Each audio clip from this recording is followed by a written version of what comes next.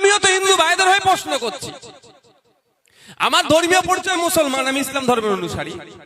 আমিও তো প্রশ্ন করছি যে এত দূর সময় আমার হিন্দু ভাইদের চলে আসলো মোদিজির আমলে,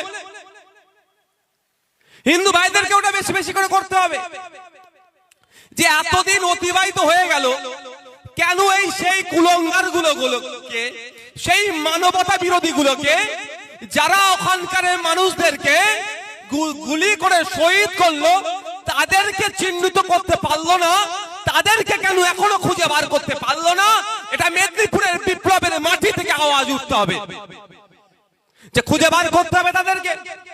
তাদেরকে আমরা দেখতে চাই যে তাদেরকে তদন্ত করা দরকার, কে কোন উদ্দেশ্য নিয়ে তাদের পাঠিয়েছে, কেন আমাদের দেশের নাগরিককে তারা খুন করেছে, এটাগুলোকে খুঁজে বার করতে হবে।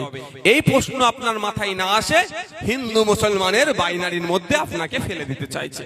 আর যারা রাজনৈতিক ফায়দা নেওয়ার দরকার, তাদের কাজ হাসিল করে চলে যাচ্ছে।